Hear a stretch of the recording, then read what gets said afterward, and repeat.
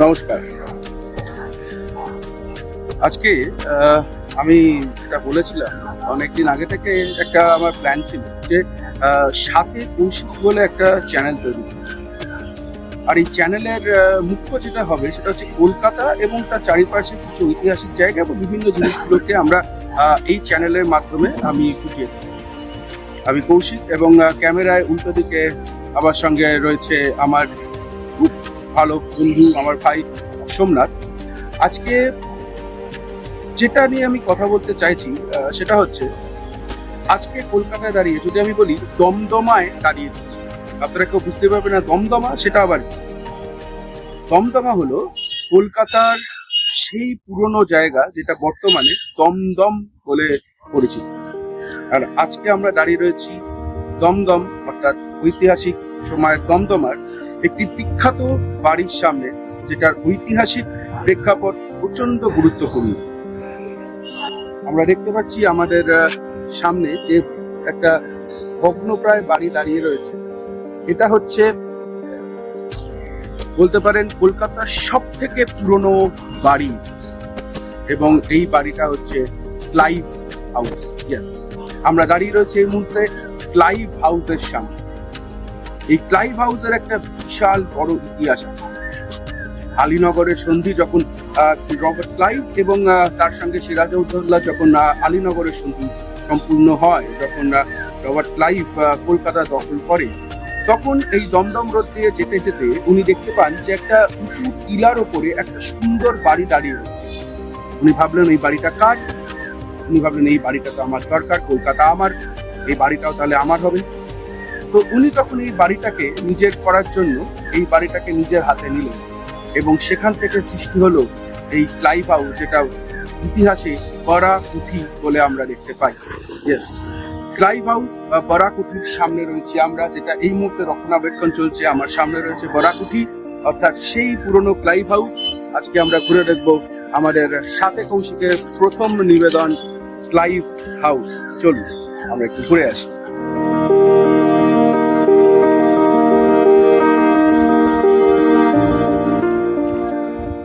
দেখতে পাচ্ছেন আমার পেছনে রয়েছে সেই বরাকুঠি অর্থাৎ ক্লাইভ হাউস। দমদমে ক্লাইভ হাউস ধরুন এইটা প্রথম হয়তো তৈরি হয়েছিল, যেটার জন্য সেটা যতদূর ইতিহাস বলছে সেটা হচ্ছে পর্তুগিজদের অথবা ঔপনিবেশিকদের একটা গোডাউন ছিল। তারপরে সেই গোডাউনটা হাত বদল করে আসে রবার্ট ক্লাইভের আছে। এই বাড়িটা যখন এই বাড়িটার ইতিহাস ডেফিনেটলি অনেক পুরনো। কথিত আছে যে রবার্ট ক্লাইভ এই বাড়িটাকে যখন দখল করেছিল, তারপরে এইখানে রবার্ট ক্লাইভ নিজে এসে থেকেছেন, এটাকে নিজের বাগান বাড়ি হিসেবে উনি ব্যবহার করেছেন। এই বাগান বাড়ি পরবর্তীকালে প্রচুর হাত বদল পেয়েছে, এবং যখন আমাদের স্বাধীনতা সংগ্রামের সময় স্বাধীনতা সংগ্রামীদের এটা একটা হয়তো বলতে পারেন লুকানোরও জায়গা ছিল হয়তো এই হাউস, কারণ সেটা তখন আস্তে আস্তে ভাঙতে শুরু করেছে।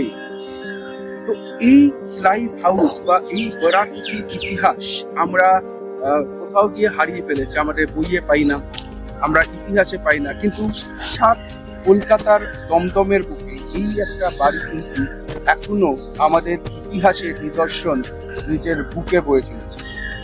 কত কিছু এই ইতিহাস এই বাড়িতে রয়েছে, কত দিন ধরে রয়েছে।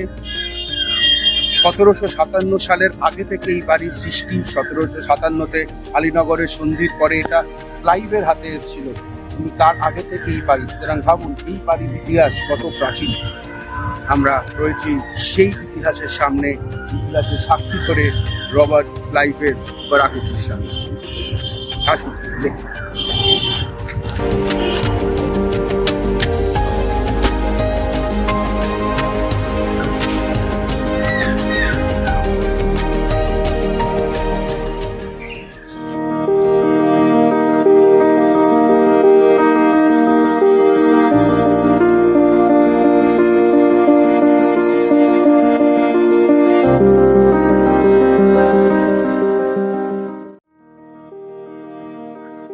এই হলো সেই বিখ্যাত বরাকুঠি বা ক্লাইভ হাউস।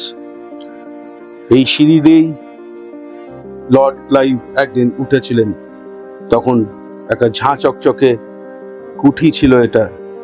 এখন 1757 সালের পর থেকে এই এতগুলো বছর পরে একটা ভগ্নপ্রায় ইতিহাস বহন করে চলেছে।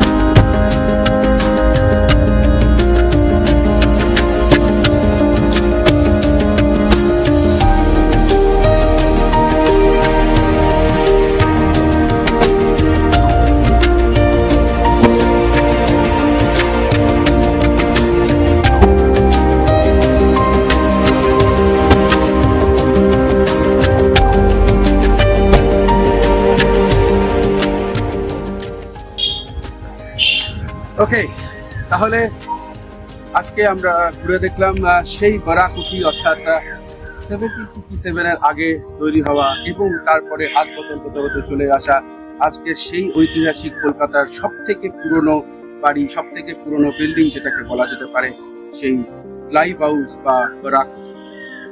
এই বারাকুটি আপনারা দেখতে আসতে পারেন। আসতে গেলে আপনাদেরকে দমদমে নামতে হবে এবং দমদম থেকে আপনাকে আসতে হবে নাগের বাজার হয়ে বারাকুটির সামনে। এই মুহূর্তে এটা আমাদের ভারত সরকারের মাধ্যমে এটাকে রক্ষণাবেক্ষণের চেষ্টা চলছে। এটাকে ভালো করে রক্ষণাবেক্ষণ করা উচিত, কারণ এইটা কিন্তু সত্যিকারের একটা ইতিহাসের বিশাল বড় নিদর্শন। এই বারাকুটি আরো ভালোভাবে সুন্দরভাবে সেজে উঠুক, লোকেদের জন্য তৈরি হোক, ভারত সরকার এটাকে তৈরি করুক, এই আশা রাখবো। আর এই নিয়ে আজকের আমাদের প্রথম কাজ, অর্থাৎ সাথে কৌশিকের আজকের এই নিবেদন এখানেই শেষ করছি। যোগাযোগ রাখবেন আমাদের সঙ্গে, আবার অন্য কোনো ভিডিও নিয়ে অন্য কোনো জায়গা নিয়ে খুব তাড়াতাড়ি ফিরে আসবো। সঙ্গে থাকুন, সাথে কৌশিক। আজকের মতো নমস্কার।